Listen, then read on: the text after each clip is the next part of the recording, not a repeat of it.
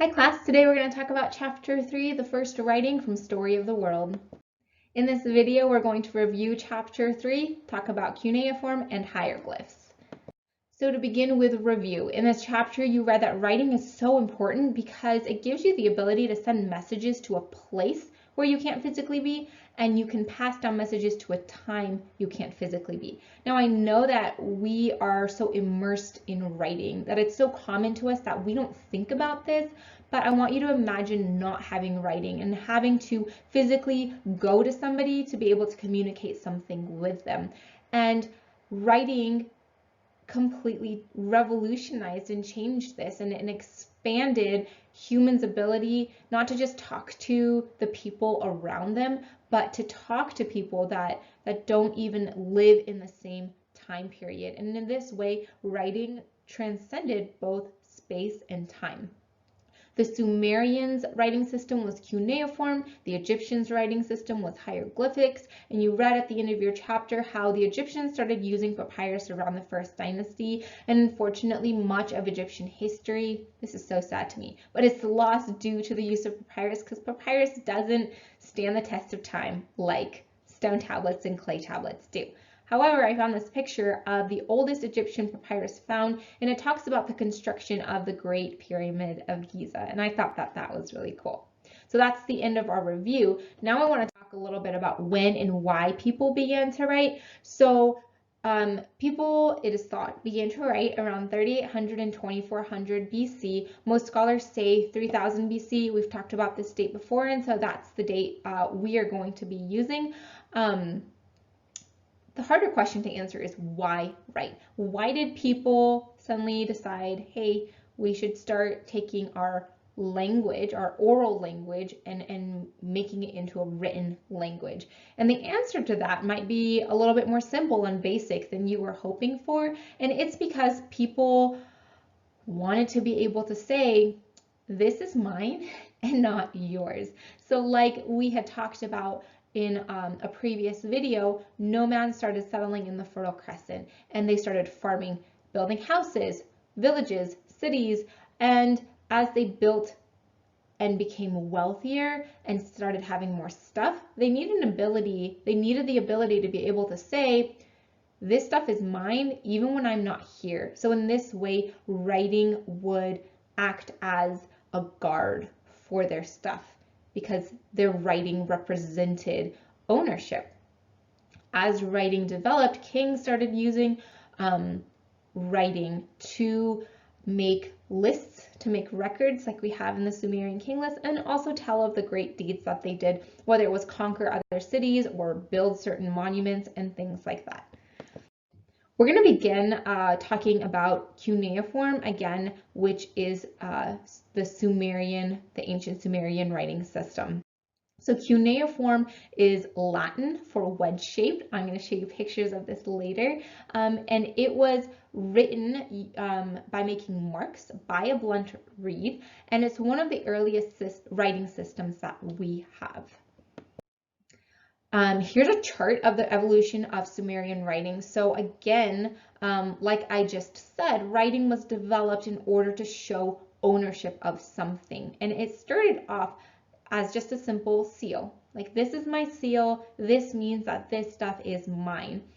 Soon, people started putting tally marks on their seals to show how much of something was in a certain bag. So let's say they had some barley and they wanted to say, I have this much barley and this is mine, and they would put that on a bag.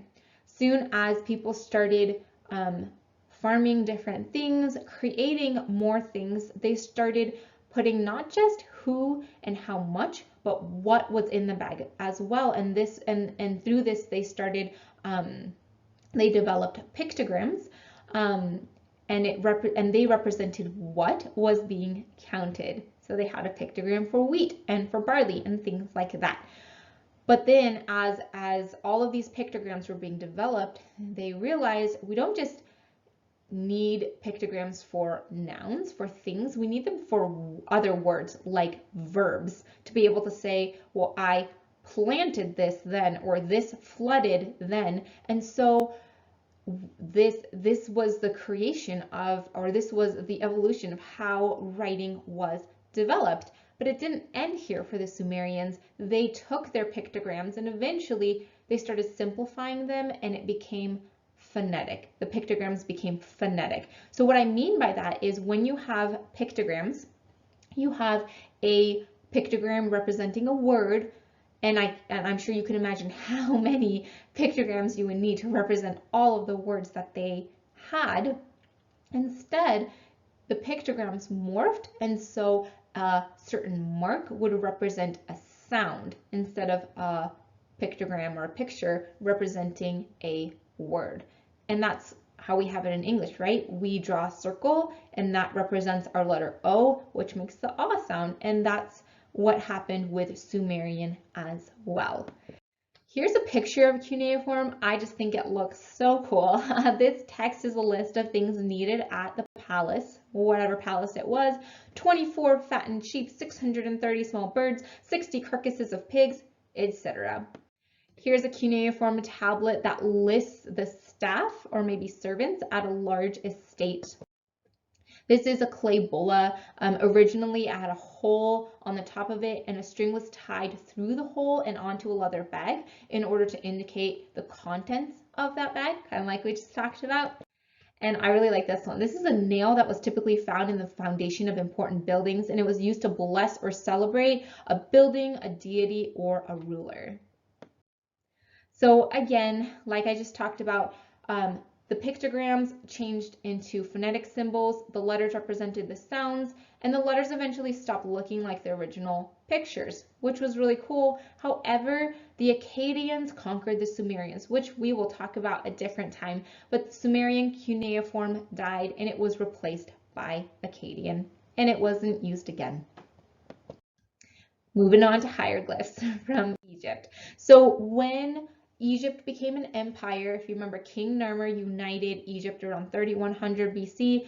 Sumerian cuneiform was common at this time. The Egyptians probably learned from the Sumerians, and it didn't evolve from a counting system like it had in Sumer. The Egyptians just made their own writing systems like the Sumerians had one.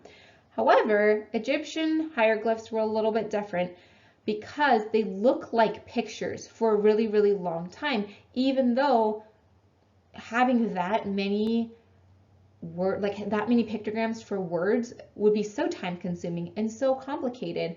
But there's a reason for that, and we're going to get to it. But just bear with me for a second. So Egyptian hieroglyphs look like pictures for a long time, and even after it became phonetic, even after hieroglyphs became phonetic, they look like pictures. They still look like pictures for thousands of years. And there's a reason for this, and it's because the Egyptians thought writing was magical. And I'm going to read a quote to you from by Susan Wise Bauer from her book, The History of the Ancient World. She says, "For the Egyptians, writing brought immortality. It was a magic form in which the lines themselves carried life and power. Some hieroglyphs were too powerful to be carved in a magic place. They could only be written in a less powerful area, lest they bring unwanted forces into existence. The name of a king carved in hieroglyphs on a monument or statue gave him a presence that went on past his death. To deface the carved name of a king was to kill him eternally." Whoa. So from this quote, you can see the Egyptians weren't just like, oh, I'm gonna, write, and it's not a big deal. They were like, writing carries life and power. Writing is magical. It brings immortality. It can keep me living past my death. And if you take my name off a monument, you kill me. Writing held so much power to the Egyptians that, I'm sure you could guess this, but they had a god of writing whose name was Thoth. And he was attributed to inventing writing, and his mythology goes that he created himself with his own words. Don't know how that works, but that's what they believed. He also wrote down everything a man did to be judged at the Hall of the Dead, so you didn't want to get on his bedside.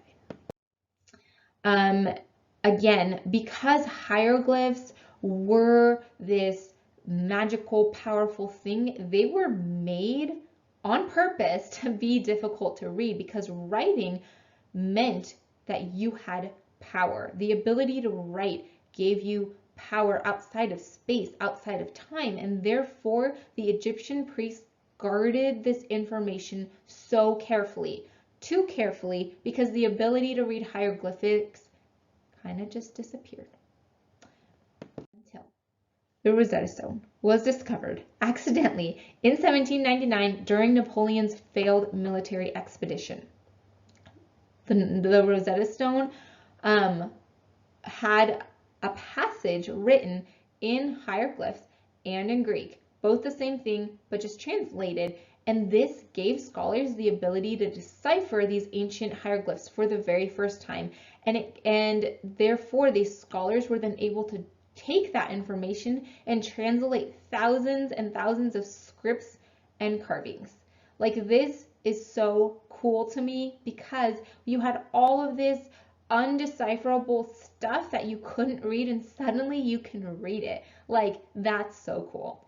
And I have this quote for you that says the Rosetta Stone nearly single-handedly opened up ancient Egyptian culture to the modern world. So thank you, Rosetta Stone.